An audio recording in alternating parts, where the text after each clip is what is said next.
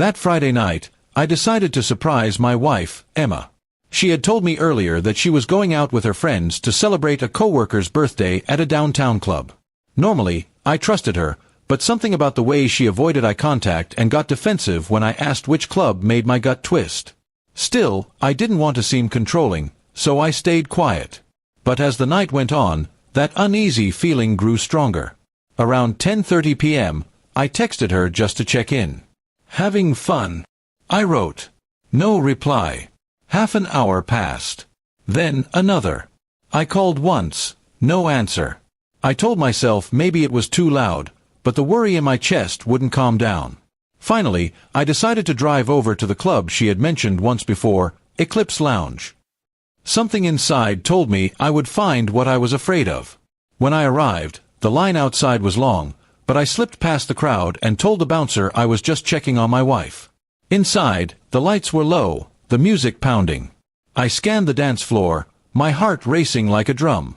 Then I saw her. Emma, my wife of 7 years, wearing a dress I had never seen before, standing close to a man I didn't recognize. At first, I thought maybe it was a coworker. I told myself there could be an explanation. But then she put her hand on his chest, laughing in a way I hadn't seen in months. He leaned in, and before I could blink, they kissed, right there, in front of everyone.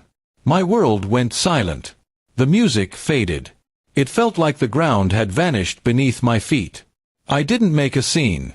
I just stood there, frozen, watching the woman I loved betray me so easily. When I finally turned around, I walked straight out of the club. I sat in my car for a long time, staring at the steering wheel, replaying what I had seen over and over again. I didn't cry. I didn't even feel angry yet, just empty. When she came home around 2 a.m., she acted as if nothing had happened. "Hey," she said, kicking off her heels. "You're still up." I looked at her, my heart pounding. "Yeah," I replied quietly. "How was the party?" She smiled, not realizing I already knew. "It was great," she said. "Just danced, you know." I nodded slowly. Then I pulled out my phone and showed her the photo I took, her with that man, mid-kiss, at the club. Her face turned pale instantly. She opened her mouth to speak, but no words came out. "Don't," I said firmly. "Don't lie to me again." She sat down, trembling, and tried to explain that it was just a mistake, that she had too much to drink, that it didn't mean anything. But the damage was already done. I had loved her deeply, trusted her fully, and in return, she gave her loyalty to a stranger. "How long?" I asked. She didn't answer, just stared at the floor. That silence told me everything I needed to know. The next morning, I packed a bag and left for a few days to stay with my brother.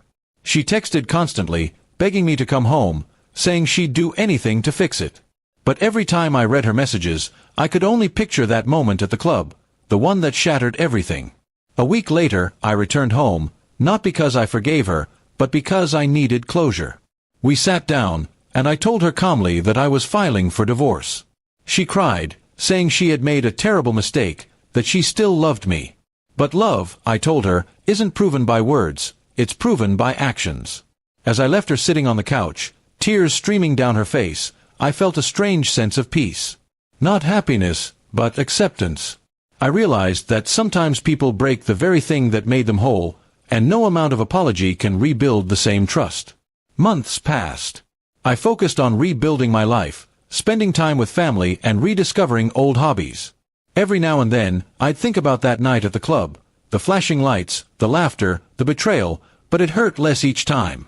Eventually, I understood that losing her wasn't the end of my story, it was the start of a new one.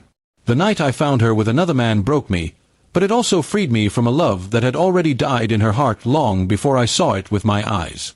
And though it took time, I finally learned that peace isn't found in revenge, it's found in letting go.